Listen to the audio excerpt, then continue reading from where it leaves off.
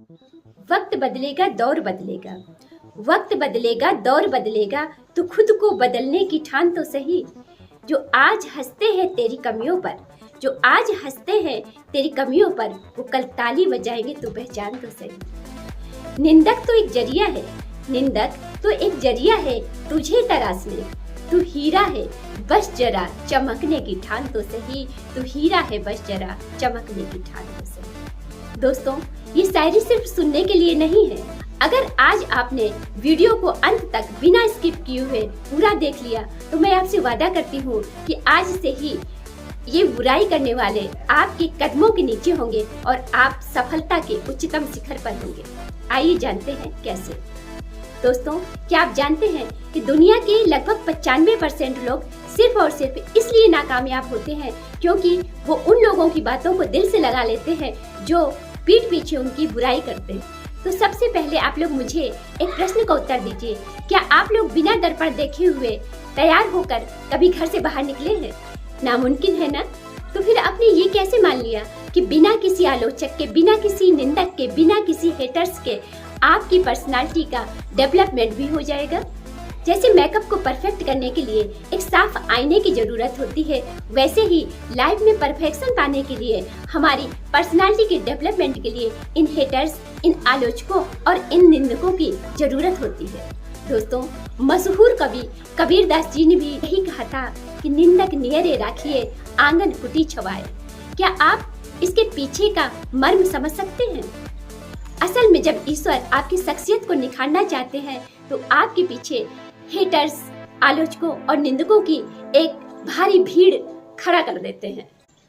और ये निंदक एक जौहरी की तरह काम करते हैं और ये आपसे आपकी सारी कमियों को हटाकर आपकी शख्सियत को चमकाते हैं, आपकी पर्सनालिटी का डेवलपमेंट करते हैं।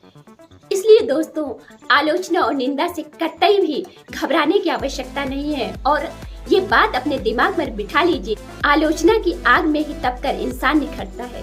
आलोचना की आग में तपकर ही इंसान निखरता है। जो सह लेता है ताने दुनिया के वो इतिहास रचता है। जो सह लेता है ताने दुनिया के वो इतिहास रचता है।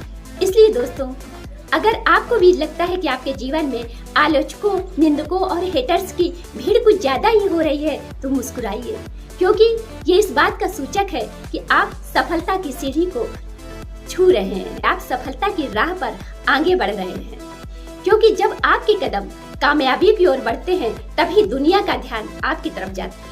इसलिए दोस्तों, शांत रहकर अपनी मेहनत जारी रखिए, क्योंकि ईश्वर इन विपरीत परिस्थितियों के जरिए आपकी पर्सनालिटी को चमका रहे हैं ताकि भविष्य में आने वाली बड़ी सफलता को आप संभाल सकें। दोस्तों, सोचने योग्य बात यह है कि जो लोग आपकी बुराई कर रहे हैं यकीनन वो आपके पीछे ही हैं। जब वो आपका मुकाबला नहीं कर पाते तो वो आपकी बुराई करना शुरू कर देते हैं। इसलिए ऐसे निंदकों से, ऐसे हेटर्स से घबराने की जरा भी जरूरत नहीं है।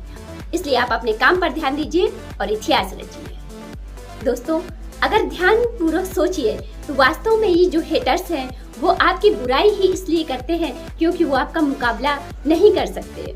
वो वास्तव में आपसे पीछे ही खड़े हैं। और अगर ऐसे हेटर्स की बातों में आकर गुस्सा होकर आप अपना काम छोड़ देते हैं तो आप अपना ही नुकसान कर रहे होते हैं। और यदि आप उन पर गुस्सा करेंगे तो आप अपना ही समय बर्बाद करेंगे।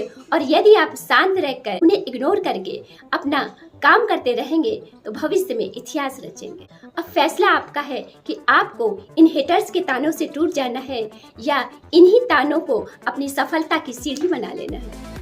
इसलिए खुद को बदलिए, आलोचनाओं से, निंदकों से घबराइए नहीं और खुद को इतना मजबूत बनाइए कि आपकी खामोशी ही आपकी कामयाबी का शोर बन सके।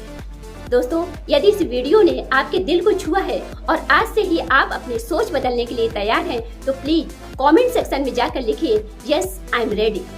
वीडियो को लाइक करें और शेयर करें और प्लीज चैनल को सब्सक्राइब करना ना भूलो। और इसी के साथ दोस्तों, खुश रहिए, स्वस्थ रहिए, मस्त रहिए, अपना ख्याल रखिए, अपनों का ख्याल रखिए। मिलते हैं नेक्स्ट वीडियो में किसी नेक्स्ट टॉपिक के साथ। तब तक के लिए जय हिंद, वंदे मातरम।